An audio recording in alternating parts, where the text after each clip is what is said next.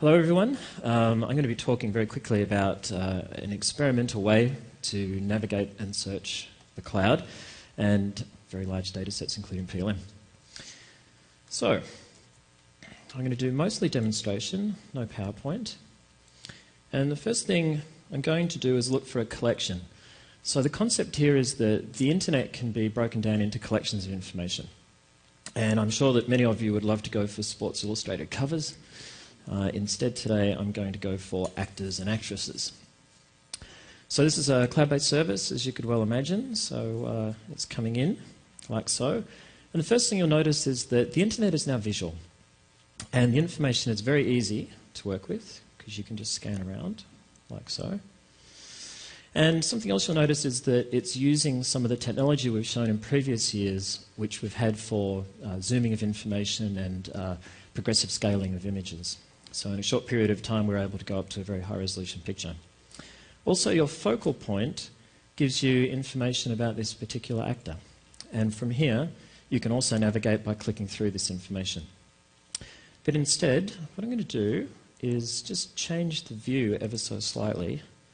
And rather than by number of movies, let's just say it's by birth year.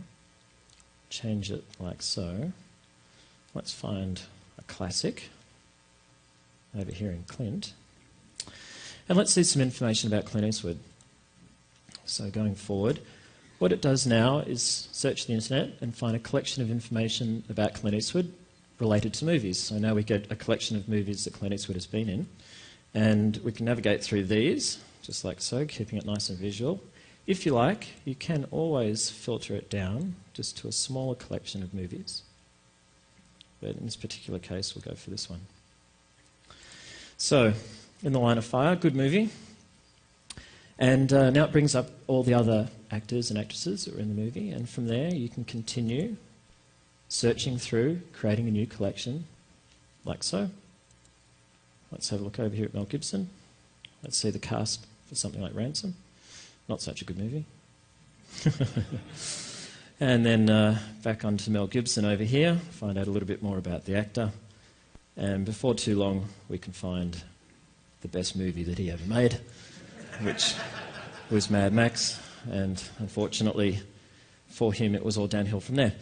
So anyway, that's Pivot, an experimental way to get around the internet. And I thought I would entertain something that I saw from a good friend of mine, Oleg, who wrote something in the blog that really caught my attention. And basically what he was saying here was that Pivot was an interesting way in his mind to navigate PLM XL information. And I thought, well, maybe I could actually try that and see if it would work.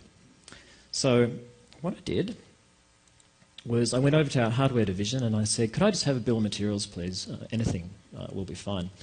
And they said, yeah, we'll give you a Xbox controller. And here it is. And so this is a real bill of materials that you can see over here with all the information that they have associated to the bill of materials, like this. And it's actually very easy to navigate. So one thing I could do is say, I just want the design information. Let's get rid of the environmental specs and things like that. And while we're at it, why don't we interrogate, say, one of these, like this guy, and see if there's any additional information that we have stored somewhere. So we do, which is easy to find like so. So this will bring up some of the 3D information behind this, and that gives us a deeper, richer way of getting to the information. Now there is another thing that we can do with this information, is that we can go several layers deeper. So let's just try this one as an example, which is an assembly.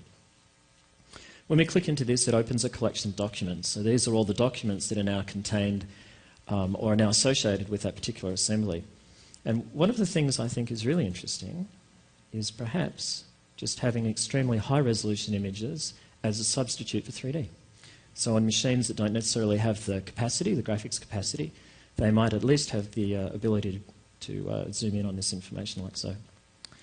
Now the good thing about this is that it's really easy to get a very quick review of the information, including documents and such. And if you like, for any of these, they can also be opened. And from there, you have an example of how PLM information can be navigated in experimental fashion using Pivot. Thank you.